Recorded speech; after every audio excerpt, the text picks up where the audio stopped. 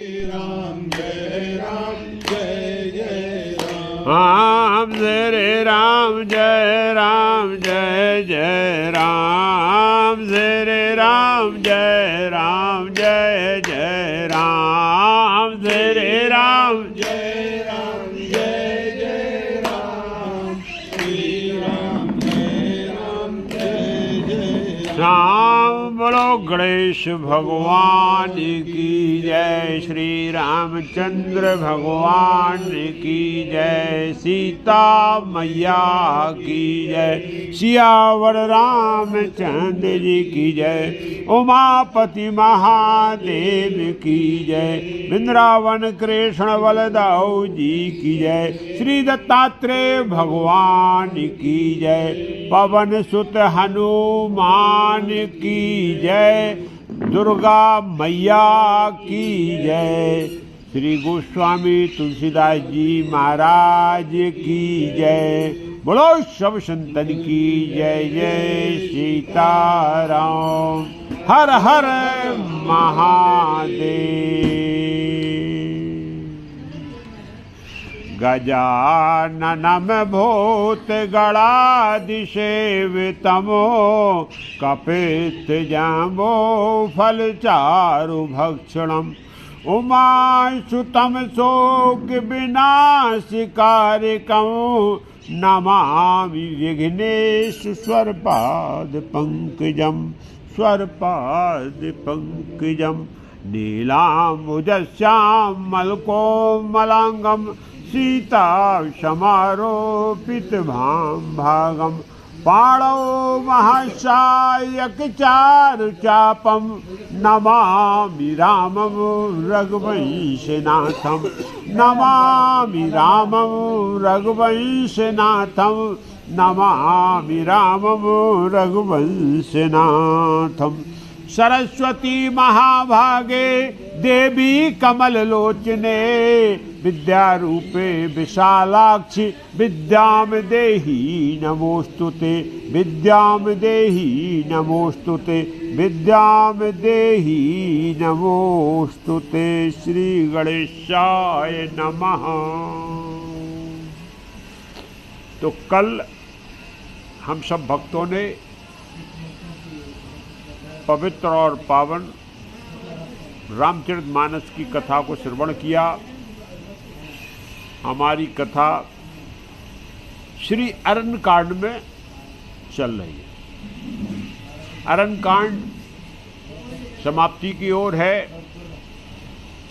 कल हम सब ने श्रवण किया कि किस प्रकार से प्रभु श्री राम ने अनन्य भक्त सबरी माता को दर्शन दिए।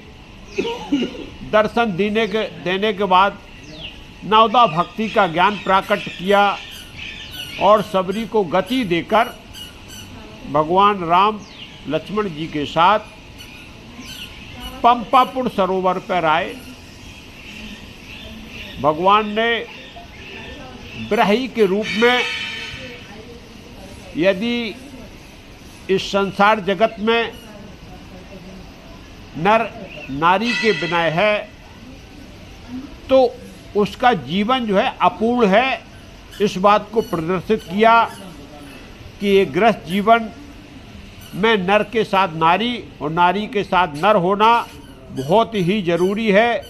तब तक एक गृहस्थ जीवन व्यवस्थित रूप से नहीं चल सकता है। भगवान इसी लीला को प्रकट करते हुए तब तक नारद जी प्रकट हो गए। नारद जी ने भगवान को प्रणाम किया। सबसे पहले तो राम नाम भक्ति का आशीर्वाद मांगा, भगवान ने एवमस्त किया है। उसके बाद नारद जी ने एक बड़ा अलौकिक अद्भुत प्रश्न किया। बोले, प्रभु क्या आपकी माया है?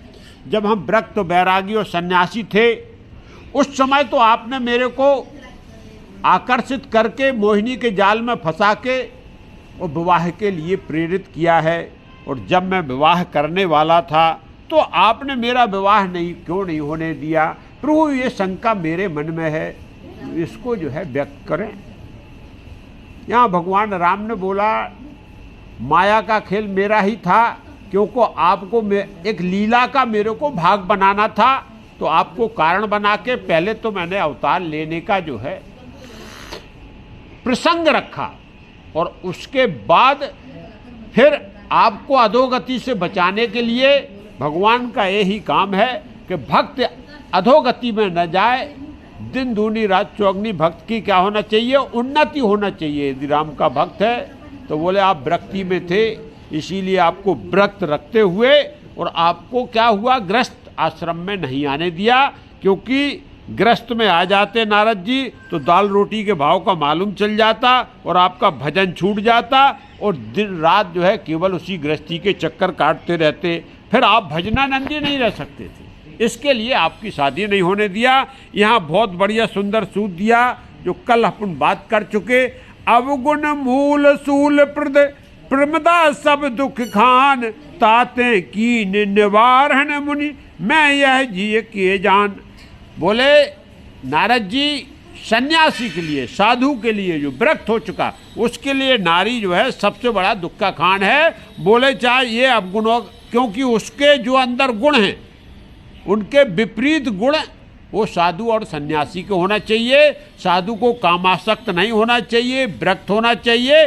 और यदि आप नारी के संपर्क में रहेंगे तो ये सब चीज़ें संभव नहीं है। इसको ही मैंने मन में सोच के और आपको एक बार फिर से व्रत बना दिया, जो आज आप भजनानंदी कहला रहे, जो चारों तरफ संसार में आपको आदर और सत्कार मिल रहा है, ये दिलाने के लिए, क्योंकि आप मेरे परम भक्त हो। और मेरा एक ही दायित्व है कि हम भक्त की हर समय यदि कहीं गिर भी रहा है तो भगवान बोल रहे हैं कि फिर हम भक्त को हाथों हाथ उठा लेते हैं।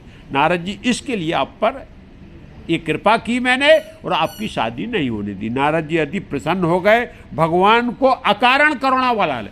बोले हमको तो मालूम भी नहीं था, मैं तो मोह में था, माया में फंसा हुआ था, और प्रभु क्या कर रहा था कि मैं तो गृहस्थी बनाने के चक्कर, क्योंकि माया ने हमारे ऊपर पूरा, लेकिन आपने बचा लिया।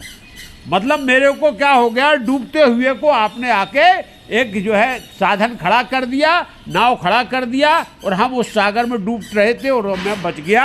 प्रभु ये आपका बहुत ही आनंद का विषय है। क्योंकि फिर नारद जी बोले, कल कथा यहाँ तक हो चुकी थी, नारद जी ने यहाँ एक सिद्धांत दिया कि ऐसे ही जो अकारण कृपा करने वाले भगवान, जो माता की तरह है, जैसे माता पुत्र को पालती है, पुत्र पर जैसा ध्यान रखता है, ऐसे ही भगवान अपने भक्त पर ध्यान रखते हैं। और फिर भी मेरा यदि कुबुद्धि मन इस संसार में लगा रहे और भगवान का आराधन कीर्तन ना करें, भक्ति ना करें, भगवान का ध्यान ना करें, तो इस संसार में हमसे बड़ा कोई मूर्ख नहीं हो सकता है। तो इस जब समय मिला है तो हम भगवान की भक्ति करते हुए और आनंद से इस भव सागर से पार हो जाएं, यही मेरा उद्देश्य। भव सागर में डूबना नहीं है, फिर वो जो है तैराक नहीं है जो भवसागर में डूब गया। संसाधन दिया भगवान ने, बहुत सुंदर संसाधन दिया इस भवसागर में पार होने का, कि बस केवल आप राम नाम का जाप करो, आप इस भवसागर से पार हो जाओगे। तो नारद जी ने वही मंत्र प्राप्त किया। अब बोले प्रभु बहुत प्रसन्न हैं, तो जरा और कुछ कथा और व्याख्यान हो जाए। सत्संग तो चल ही रहे, वन में जंगल है, क्या करने का है। तो यहाँ नारद जी ने फिर से एक प्रभु से प्रश्न रख दिया।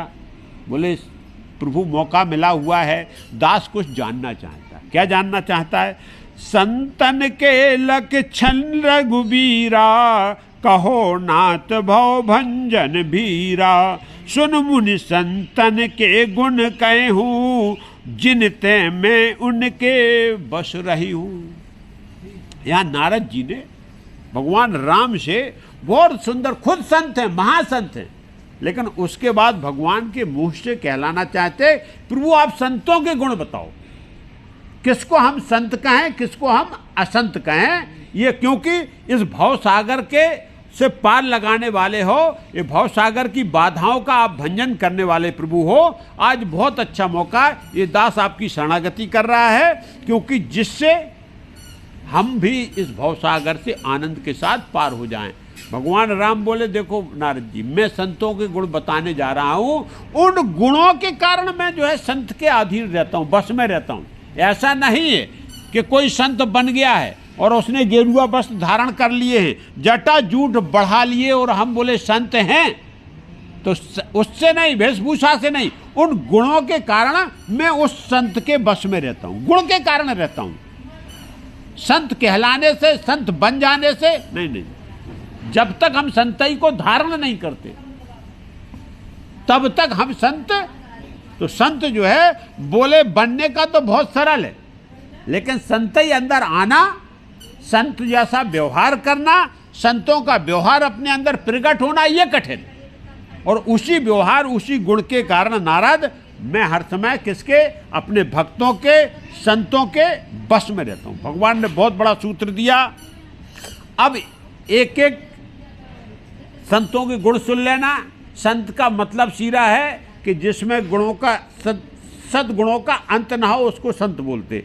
तो अंत होने की बात नहीं। ये संसार में इतने गुण हैं कि वेद पुराण से लेके से सारस से लेके संतों के गुणों का वर्णन नहीं किया जा सकता, लेकिन भगवान ने मुख मुख बताए हैं।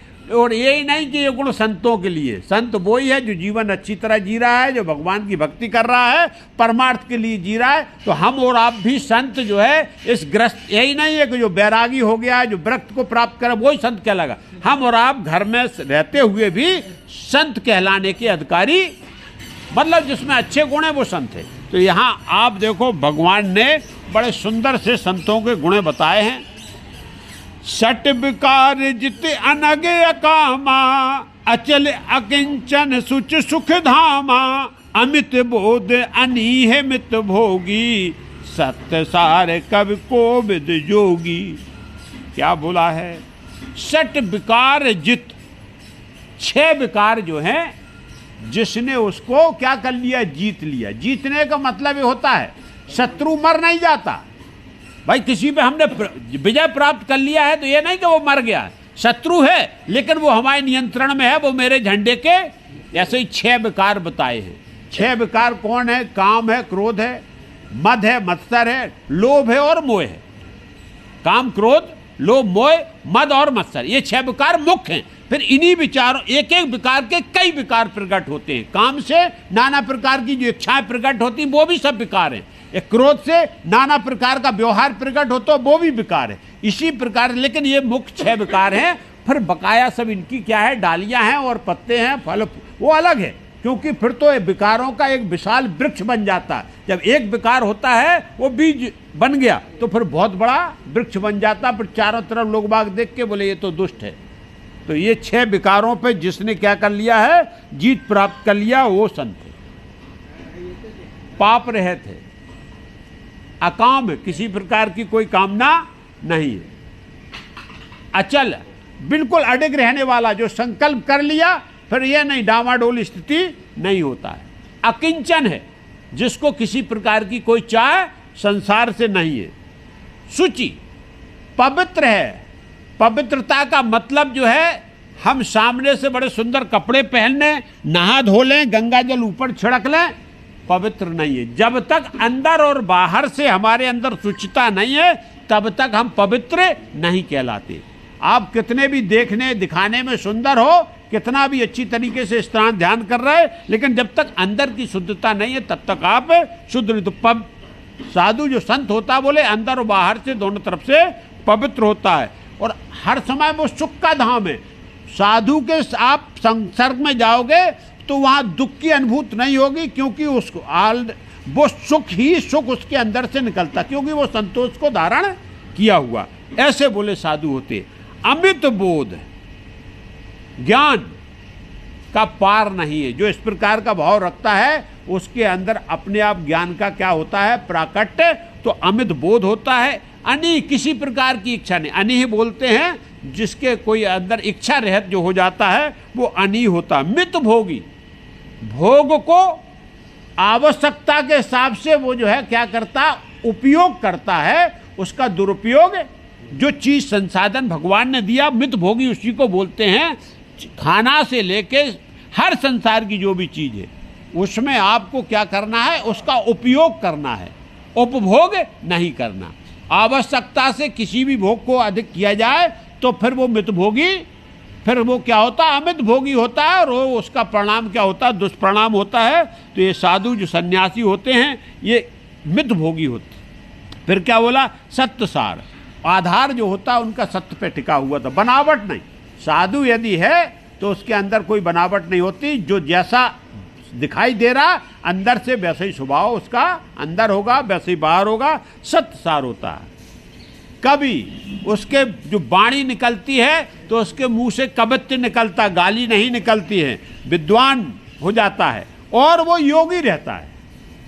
और उसका भाव जो है वो योग की तरह बिल्कुल, क्या योगी का मतलब होता है कर्म करते हुए भगवान से जुड़े रहना, संसार में रहते हुए भगवान से जुड़े रहने को योगी बोलते हैं। योगी का कर्म करते हुए भगवान से जुड़े। अरे हमारे जैसा नहीं, हम कहाँ योगी है, योगी होना समान नहीं, ये तो सब दिखावटी है। नहीं वो ठीक है, लेकिन योग वृत्ति होती है, वो संत का स्वभाव है कि भगवान से जुड़े हुए संसार का काम आप करते रहें, उसको योगी बोलते हैं। योगी ये नहीं कि संसार हमने घर छोड़ दिया, बार छोड़ दिया, इससे नहीं, हम सतत जो है भगवान से जुड़े रहें, चिंतन भगवान का, कर्म हम जो कर रहे हैं वो कर रहे हैं। तो इस प्रकार से सावधान मानद मदहीना, धीर धर्म गति परम प्रवीणा। हर समय सावधान रहता, किससे? गलत काम से। सावधानी का मतलब यही है कि सावधान, हम सतर्क चौकस हैं कि गलती से भी मेरे से कोई गलत काम, तो हर समय जब सतर्क और चौकस रहेंगे, प्रत्येक से गलत आदमी आ जाए उससे भी सावधान है, कोई गलत कर्म आ जाए उससे भी सावधान, कोई लोभ लालच प्रकट हो जाए उस सारे बोले से दूर रहना, ये बहुत बड़ी गंदगी। तो इसको बोलते साधु हर समय सावधान रहता, और वो क्या करता, दूसरों का मान सम्मान करता, अपने मान सम्मान की मानत। जो दूसरों के मान के लिए परेशान रहता, अपने मान के लिए परेशान नहीं होता, वो किसी भी प्रकार का उसको अहंकार नहीं होता। भगवान की कृपा, क्यों आप भगवान के सानिध्य में रहोगे, ये पक्का है। आपको वहाँ खजाना हर बात का है, और आप उनके सानिध्य में हो तो खजाने की चाबी आपको मिलने वाली है। और चाबी मिल गई और ज्ञान प्रकट हो गया, या भगवान की कृपा से आपको बल मिल गया, शक्ति मिल गई, संपदा मिल गई, पद मिल गया, ऐश्वर्य मिल गया। क्यों? आप भगवान के सानिध्य में हो और आप साधु के बाद जी रहे, तो फिर मद तो होना, लेकिन उसके बाद में भी साधु जो होता है उसके अंदर मदानता नहीं होती, किसी भी प्रकार का जीवन में क्या होता, अहंकार नहीं होता। वो मानता ये सब भगवान की कृपा से इस संसार में मिला है, इसलिए मेरे को कोई, मेरा कुछ नहीं है, सब भगवान की कृपा से, जिस दिन मालिक चाहेगा सब हमसे छीन लेगा, इसलिए अहंकार नहीं होना। और साधु के अंदर ये बहुत बड़ा गुण होता है कि साधु अहंकारी नहीं होते हैं, और जो अहंकारी हैं वो जो है धैर्य को धारण करने वाला है, धर्म की गति को में प्रवीण रहता है। धर्म की गति, धर्म केवल आपका जो है वेदोक्त जो कर्म होता वो ही धर्म होता। जो आप कर्म करने के लिए आपको वेदों ने, पुराणों ने, संतों ने, संत वाणी में आया है, हमारे पारंपरिक जो भी बनाया गया, उसमें उस कर्म को हम कर रहे हैं, वही आपका क्या धर्म है। वेदोक्त किया गया ही कर्म हमारा धर्म होता है। तो इसमें वो प्रवीण होते हैं कि मेरे को क्या करना चाहिए, क्या दो चीजें खाने को रखी, संत होगा बोले नहीं ये तो जो है क्या करेगा, ये हमारे अंदर क्या क्रोध काम की उत्तेजना करेगा, तो ये चीज़ हमको नहीं छूना है, क्योंकि ये हमारे अंदर क्या हो जाएगा कि इस प्रकार की प्रवृत्ति प्रकट कर देगा।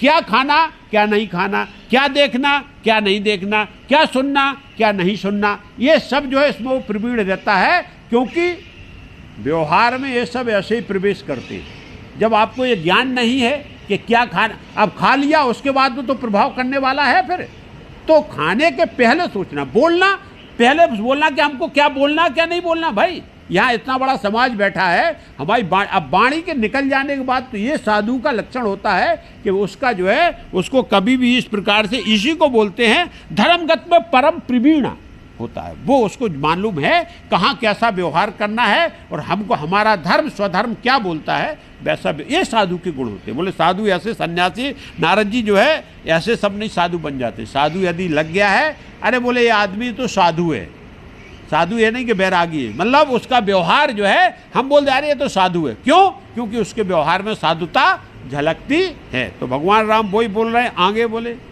बहुत गुण है। गुनागार संसार दुख रहत विगत संदेह, तज मम चरण सरोज प्रिय तनहु को देह नहीं गे। बहुत बड़ी बात बोली। गुणों का तो अब साधुता आ गई तो गुण प्रकट होते, गुणों का तो आगार हो जाता, गुणों का भंडार हो जाता है। संसार में उसको कहीं भी, संसार में जो दुख नाम की चीज है वो साधु को नहीं सताती है। दुख किस बात का है कि सोची हुई की गई कामनाओं की पूर्ति न होना ही दुख है। और जब कामना विहीन हो गया है तो और क्या रहता है, किसी भी प्रकार के वो संदेह में संशय में नहीं रहता, उसके अंदर निश्चयात्मक बुद्धि प्रकट हो जाती। जो साधु है, जो भगवान को जान रहा है, उसके अंदर निश्चयात्मक बुद्धि होती है कि नहीं, अरे भगवान है कि नहीं, भगवान के दर्शन होंगे कि नहीं, पूजा करूं कि नहीं करूं, यहाँ जाऊं कि नहीं, निश्चयात्मक बुद्धि है कि भगवान के हम सानिध्य में हैं, भगवान है। ये निश्चयात्मक बुद्धि हो जाना ही सबसे बड़ी बात है, ये साधु के अंदर होता है। और तजमम चरण सरोज प्रिय तिन कहूँ देह नगे, केवल भगवान के चरणों में उसका प्रेम होता है, न तो उसको अपनी देह से प्रेम होता है और न अपने घर से प्रेम होता है। साधु हो गया है तो व्यक्ति भाव में जीता है, बोलते केवल भगवान के चरणों में प्रेम के अलावा न देह से प्रेम है और न घर से प्रेम है। इसका मतलब देह से प्रेम न करना, आसक्ति नहीं होना। घर और देह दोनों में हमारी यदि आसक्ति है तो वो जो है हमको दुखदाई है और हमारी साधुता में बाधक है, क्योंकि देह के लिए ये चाहिए, इसके बगैर मेरी देह नहीं रहेगी। देह से अब हम देह के प्रति आसक्त हैं तो बोले ये जो है पीने के बाद ही हमारा शरीर काम करने वाला है, ये आसक्ति, इस देह को गेह बोलते। ऐसे ही घर, यदि हम रात दिन केवल घर की चिंता करते रहेंगे तो वो बोले ये आसक्ति है, ये प्रेम आपका नहीं। प्रेम भगवान से, कर्म जो है देह में जो जरूरत है उसकी पूर्ति करो, घर की जो जरूरत है उसकी पूर्ति करो, लेकिन निश्चल प्रेम किसमें होना, भगवान। भगवान बोलते देह गेह को छोड़कर जो मेरे चरणों में प्रेम करता वही साधु है। अब बोले निजगन श्रवण सुनत सक चाही, पर गुण सुनत अधिक हर साई। कितनी सुंदर बात बोला गोस्वामी तुलसीदास जी। बोल रहे कि निज गुण सुनत, यदि कोई समाज में साधु की यदि प्रशंसा होने लगे तो वो सक्चा जाता है, शर्मा जाता है और उसको अच्छा नहीं लगता। अरे यार ये मेरी प्रशंसा कर रहे हैं, मतलब मेरे अंदर अहंकार जागृत हो। उसको ये ध्यान है कि जब प्रशंसा सुनते हैं तो हमारे अंदर तुरंत अहंकार, अरे बोले आप तो बहुत बड़े विद्वान हो, आप तो बहुत बड़े वक्ता हो, अरे आप तो बहुत बड़े धर्मात्मा हो। जैसे ही बोला वैसे ही हम फूल गए, अरे हाँ भाई सही बात है, हम धर्मात्मा बन गए। लेकिन साधु बोलते हैं, गोस्वामी तुलसीदास जी वो भी बोल रहे कि निज गुण सुनत सक्चा, जैसे ही उनकी प्रशंसा सुनते हैं वही सक्चा जाते, पर गुण सुनत अधिक हर्षाई। लेकिन दूसरों की प्रशंसा में वो हर्ष होते हैं। जय श्री राम। दूसरों की प्रशंसा हो रही है तो उसमें उनको आनंद होता है। दूसरे के बारे में बोला जा रहा है कि हाँ ये बंदा बहुत बढ़िया था, हाँ तो उनको आनंद आता है। लेकिन हम और आपके जीवन में बिल्कुल विपरीत है भाई। शायद ही हमारे मन में कभी ऐसा, हम दूसरों की प्रशंसा, बहुत कम लोग हैं जो सुन पाते हो या सहन कर पाते, नहीं सुन पाते। अपनी प्रशंसा कोई करे तो अरे मुआ मिट्ठू बन जाओ, मियाँ मिट्ठू, बोले बहुत बढ़िया, ये आदमी बहुत अच्छा है, क्यों, वो मेरी प्रशंसा कर रहा है। वो दूसरों की प्रशंसा, हाँ दूसरों की चुगली सुनने में, दूसरों की निंदा सुनने में मैं कान लगा लेता हूँ और अपनी प्रशंसा सुनने में कान लगाता हूँ। जबकि यहाँ गोस्वामी तुलसीदास बोल रहे नहीं, अपनी प्रशंसा सुनने के चक्कर में नहीं रहो, दूसरों की प्रशंसा में आनंद रखो, देखो जीवन धन्य हो जाएगा। ऐसा नहीं क्या आपके अंदर यदि ऐसा स्वभाव है तो बहुत अच्छी बात है कि हमें अच्छा नहीं लगता अपनी प्रशंसा, दूसरों की में भी हमारे मन में ठीक है। लेकिन संसार में अभी भी 90% ऐसे लोग हैं कि जो दूसरों की प्रशंसा सुनते कि उनके अंदर उतरता नहीं, चाहे कुछ भी घर हो द्वार हो, सब जगह ऐसे लोग हैं। समशीतल नहीं त्याग है नीति, और सरल स्वभाव सब है सन प्रीति। और बोले कि समभाव रहते हैं, हर समय शांत रहते हैं। दुख आ जाए तो भी शांत है, सुख आ जाए तो भी शांत है, विषम परिस्थितियां आ जाएं शांत एकाग्र, लेकिन शीतल रहते, कभी अशांत नहीं होती। शीतल का मतलब ये है कि हमको थोड़ा भी परेशानी कुछ भी आ जाए, यदि किसी ने मेरा मान अपमान थोड़ा भी कर दिया कि हम अपनी शीतलता त्याग के उग्र रूप धारण कर लेते। उसने बोले मेरे को ऐसा क्यों, अरे उसने बोला, उसका मुंह था, उसका व्यवहार था, आप क्यों परेशान हो गए, वाणी से ही आप परेशान। तो शीतल साधु का स्वभाव बोले शीतल रहते। एक बात बोला, किसी भी परिस्थिति में वो अपनी जो है नीत को नहीं त्यागते, अनीत पे नहीं चलते, क्यों किसी ने यदि समस्या खड़ी की, बोले अब हम कुछ भी हो जाए नीत अनीत, वो बोले हर समय उनका जीवन क्या नीतपूर्ण रहता है, नीत का त्याग नहीं करते, वो नारद जी साधु होते हैं। सरल स्वभाव है, मन से एकदम सरलता झलकती है। आप उनसे सानिध्य में जाएंगे, साधु से सबके सरल हैं और सबसे प्रीत करने वाले, बैर किसी से नहीं, क्योंकि उनका कोई संसार में शत्रु, क्योंकि जब संसार से कुछ चाह नहीं, जब मान अपमान होता है, जब कुछ चाह होती तब शत्रु और मित्र प्रकट होते, जब कुछ चाहिए ही नहीं तो हमें जो आ गया वो सब मित्र है। तो बोले सबको इस प्रकार से ये साधु के गुण हैं। अब हम और आप मिला लें कि कितने हम और आपके अंदर हैं, उतने % हम साधु हैं। एक भी गुण है तो हमारे अंदर साधुता है। ये सब गोस्वामी तुलसीदास जी आप हम और आपको सबको भक्तों को ये देखने के लिए बोल रहे कि एक एक कम से कम थोड़ा थोड़ा भी रहे तो बोले हम क्या है, वो साधु हैं। नहीं फिर समझ लो संसार में कि क्या। अब बोले क्या आगे बताया, जप तप व्रत दम संयम नेमा गुरु गोविंद विप्र पद प्रेमा। कर्म क्या है, मन क्या कहाँ मन लगता है, बिल्कुल उलट है हमारे और संसार जीवन में। उनका मन कायम लगता है जप में, तप में, व्रत उपवास करने में, इंद्रियों पर नियंत्रण करने में, संयम और नियम। और ज्यादातर हम लोग संयम नियम के बाद छोड़ दो, असंयमित जीवन जीते। असंयम है, कुछ नहीं, न खाने का, न पीने का, न चलने का, न कोई नहीं, कोई नियम कायदा नहीं, जैसे मिल गया जो हो गया उसी हिसाब से ये। लेकिन जो जी रहा वो अच्छी बात है, लेकिन अधिकतर ऐसा होता है। लेकिन साधु जो होता है वो जप तप व्रत उपवास के साथ इंद्रियां निग्रह करके संयम और नियम से, और प्रेम किससे करता है, गुरु के चरणों में, भगवान के चरणों में, और विप्र पद में प्रेम होता है, ब्राह्मणों के चरणों में। जो ब्राह्मण हैं, जो ब्राह्म वेदी हैं, जिनको ब्रह्मत्व का ज्ञान है, या जो साधु और संत हैं जिनमें जान रहे हैं कि हाँ ये जो है सही मार्ग पर चलने वाले लोग हैं, उनके चरणों में हर समय क्या प्रेम। प्रेम का मतलब चरणों में प्रेम का मतलब बार बार पद प्रेम, उनका चरण अनुरागी बन जाता है। गुरु ने जैसा बताया गुरु का अनुसरण करता है, ब्राह्मणों ने जो लोक रीत बताई उसका अनुसरण करता है, और भगवान के द्वारा जो प्रतिपादित किया गया, सबसे बड़ी बात है कि भगवान के द्वारा बताया गया कर्म हमको करना है। अब भगवान के द्वारा बोले, भगवान बताने तो आए नहीं कर्म करने के लिए, लेकिन जो वेद हैं, शास्त्र हैं, पुराण, ये सब भगवान के द्वारा ही प्रकट किए गए, इनमें बताए गए जो है अनुसार यदि हम कर्म करें तो वो कर्म क्या होता, भगवान के द्वारा बताया गया कर्म है। और उसके बाद भगवान मेरी अंतरात्मा में बैठा हुआ है। यदि अंतरात्मा में किसी भी प्रकार का संकोच हो रहा, किसी भी प्रकार का डर हो रहा, किसी प्रकार की लाज और लज्जा लग रही है कर्म करने में, तो आप समझ लो कि ये भगवान के विरुद्ध कर्म है। सीधी बात है, आप कोई कहीं पूछने जाना नहीं है, आप कर्म करने जा रहे हैं और उसके पहले आपको डर है, लज्जा है, किसी प्रकार का संकोच है, बस समझ लो कि आपका कर्म जो है गलत है। क्यों? कर्म यदि हम सबके सामने खुलेआम बहुत आनंद के साथ करें तो बोले हाँ ये तो, अरे बोले अच्छा कर्म है। अभी आप किसी की चोरी करने या हम जाएं तो डर लगेगा, कह रहे भाई इसकी वस्तु हम उठा रहे कोई देख न ले, और उसी को दान करें तो दोनों हाथ से खुलेआम दान करते। यही बस आत्मा ने बोला, नहीं कोई डरने की जरूरत नहीं। आत्मा में परमात्मा जो विराजमान है वो हमें कर्म करने से पहले प्रेरित करता है। तो साधु संत रहते हैं, ये कभी भी क्या करते हैं, अनीत पे नहीं चलते हैं, और गुरु भगवान और ब्राह्मणों के चरणों में उनका हर समय क्या रहता है, प्रेम रहता है। और चरणों का प्रेम का मतलब चरण अनुरागी, उनके द्वारा बताया गया जो है धर्म कर्म उसका अनुपालन करना, यही प्रेम। श्रद्धा क्षमा मैत्री दाया मुदिता मन पद प्रीत अमाया। क्या बोले हैं, श्रद्धावान होते हैं, क्षमाशील होते हैं, बहुत बड़े बड़े ऐसे एक एक शब्द का बहुत बड़ा है।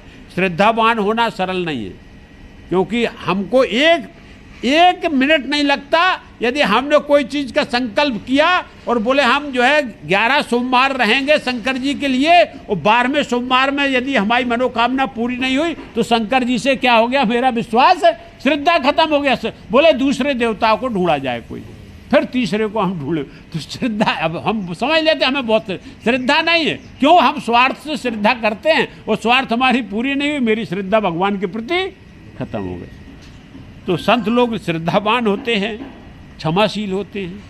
उसके बाद मैत्रीपूर्ण, उनका व्यवहार कभी शत्रुआत्मक नहीं होता, मैत्रीपूर्ण होता है, हर समय मैत्री का निर्वहन करते हैं। और दया का सबसे बड़ा जो है वो है जीवन में यदि जिसके अंदर दया दृष्टि आ गई, जो दूसरों पर दया करना सीख गया, वो ही सबसे बड़ा जो है क्या साधु है। और बोले हर समय मुदिता, मुदिता का मतलब हर समय आनंद में रहते हैं। उनके रूप को आप देखोगे तो और क्या, मब पद प्रीत अमाया, माया को छोड़कर केवल भगवान के चरणों में प्रेम, माया नहीं।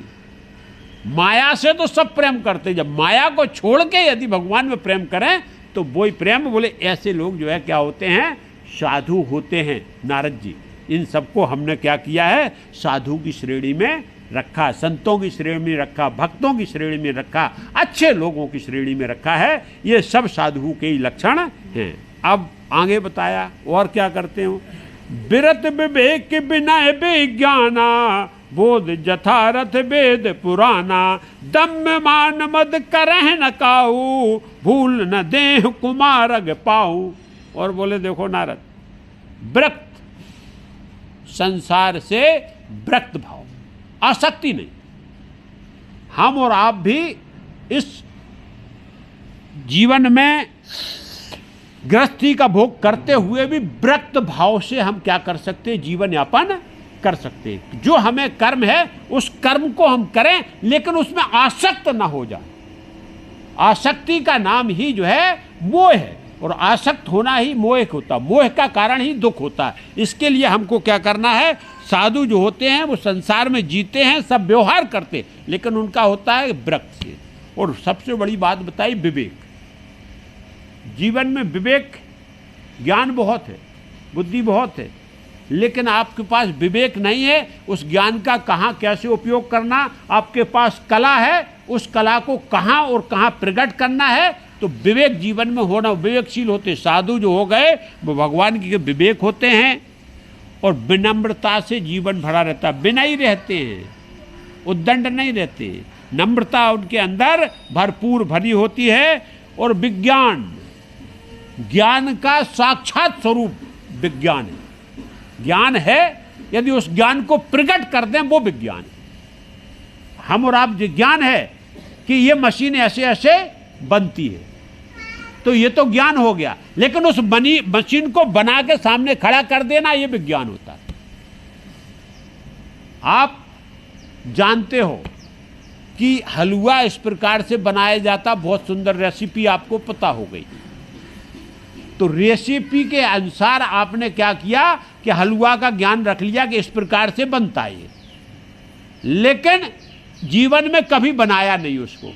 तो आपके पास ज्ञान रहा लेकिन विज्ञान नहीं है। क्यों?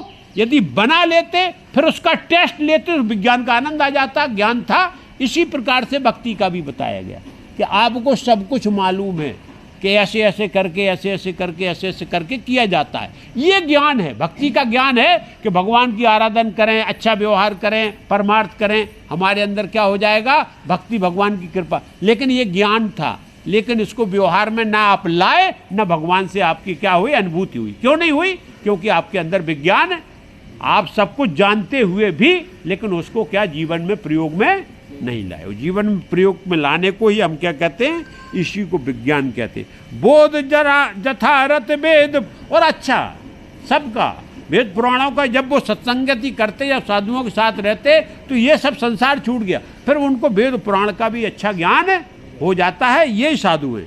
दम्भ मान मद करह न काऊ, भूल न देह कुमारग पाऊं। बोले न किसी प्रकार का दम्भ नहीं होता है, क्योंकि हम अहंकार के साथ, न किसी प्रकार का मान होता कि हमारा मान और सम्मान हो तभी हम वहाँ जाएंगे, तभी वहाँ हम बैठेंगे। यदि वो मेरा मान करेगा तो मैं उसका मान करूँगा, उसने हमें नहीं बुलाया तो हम उसको नहीं बुलाएंगे। ये साधु के अंदर इस प्रकार का कोई भेदभाव न तो मान रहता न मदांध रहते हैं। क्या मदांध में मान में अहंकार तो सबके अंदर हो सकता, लेकिन मदांध जो होता है जब हमारे पास धन बल हो गया, जब बाहुबल हो गया, जब पदबल हो गया, तब हमारे अंदर मदानता हो जाती कि अब क्या करना, ये धन आ गया, इसको हम निकल रहे हैं, जितने मरते मर जाए, कुचर जाए, मेरे को दौड़ते हुए जाना है, कोई बात नहीं। क्यों?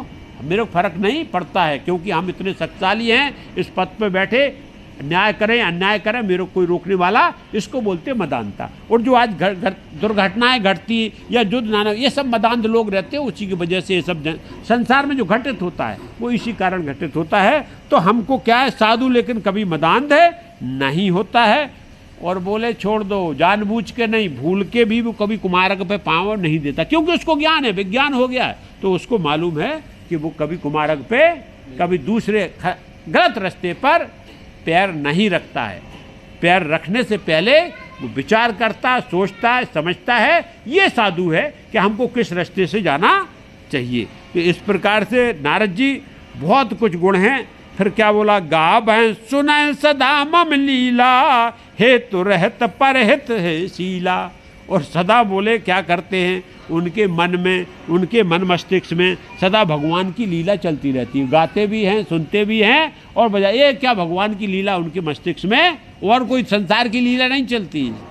संसार की नहीं कि उसमें क्या दिखाया गया, उस फिल्म में क्या था, वो बोले वो संसारी लीला नहीं, भगवान की लीला उनके मन मस्तिष्क में चलती रहती और उसी लीला का वो गायन वादन और श्रवण करते हैं। ये बोले संत हैं। और अपने लिए नहीं जीते, हेतु रहत परहित शीला, दूसरों के लिए जो जीवन है उनका वो अपने लिए नहीं है, परमार्थ के लिए वो जो है जीवन जीते हैं। बोले इस प्रकार से साधु होते हैं। मुन सुन साधुन के गुण जेते, कह सके नहीं सारद सुरत लेते थे। और बोले मुनि आपने पूछा, मैंने बता दिया, वैसे गुण जो है वो अनंत हैं, क्योंकि संत का मतलब है सद्गुणों का जिसका अंत ना हो, इसलिए अनंत गुण हैं। और इसको यदि शारदा जी और शेष जी और श्रुतियाँ भी गाना चाहें, क्योंकि अच्छाई का कोई ठिकाना कहाँ तक कितनी अच्छाई हो सकती है, क्योंकि अच्छाई जब सामने कर्म प्रकट होता है तब उसका भाव बनता कि ये अच्छा है या। तो नाना प्रकार की परिस्थितियां संसार में हम और आपके सामने प्रकट होती हैं, और उसमें अच्छाई बुराई का उसी प्रकार का प्रकट हो जाता। तो बोले नाना प्रकार के गुण हैं, लेकिन बस जितने हम धारण कर लें, जितने जीवन में भगवान से जुड़ जाएं, उतने में ही आनंद आने लगता है। तो ये भगवान राम ने यहाँ बहुत सुंदर नारद जी को ज्ञान दिया। नारद जी गदगद हो गए प्रभु। अब नारद जी एक एक मिला रहे थे कि इनमें कौन कौन सी जो है मेरे अंदर खूबी है। तो नारद जी प्रसन्न हो गए, भगवान ने बहुत अच्छी बात की। शायद लग रहा था नारद जी को ये मेरे को देख के बोल रहे हैं, बात करो तो ऐसा लगता है कि ये सामने वाला मेरे को देख के बोल रहा, मेरे अंदर मेरी अच्छाई की बढ़ाई करा। क्यों, नारद जी महासंत हैं और उसमें जो है तो ये इस प्रकार का यहाँ जो है प्रवचन चल रहा था। जय श्री राम। आओ आओ बेटा, आओ आओ। कैसे हो सर जी? हाँ बस बढ़िया चल रहा एकदम। आइए आइए, स्वागत। ये सत्संग चलता रहता है यहाँ कुछ ना कुछ। हाँ बढ़ो, आओ। आप बीच में बैठिए। हाँ हाँ ठीक है, चल रहा। आओ बैठ, आ जाओ, बैठ बने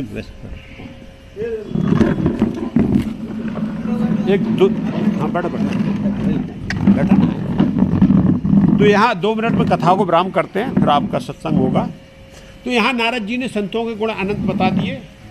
और जीवन में क्या है, नारद जी अपने भगवान जो बोल रहे हैं, क्योंकि वो महान संत हैं और उन्होंने उसका मिलान किया। बोले प्रभु ने बहुत अच्छी बात बताई, कुछ तो मेरे अंदर अच्छा है। जैसे हम और आपने सबने सुना, यदि थोड़ा बहुत भी मिलान हो रहा है, क्योंकि अच्छे गुण यदि जीवन में आ जाएं तो जीवन हमारा अच्छा हो जाता है। और दुर्गुण बैठ गए, यदि हम जो है व्यसनी हो गए तो हमारा जीवन नरक हो जाएगा। इसलिए संतों के गुण यहाँ गोस्वामी तुलसीदास जी ने बताए। अब नारद जी क्या बोला छंद के समय, कह सक न सारद शेष नारद सुनद पद पंकज गहे, अस दीन बंधु कृपाल अपने भगत गुण निज मुख कहे, सिरनाय बारह बार चरणन ब्रह्मपुर नारद गए, ते धन्य तुलसीदास आज ब्याहाई जे हरि रंग रंगे।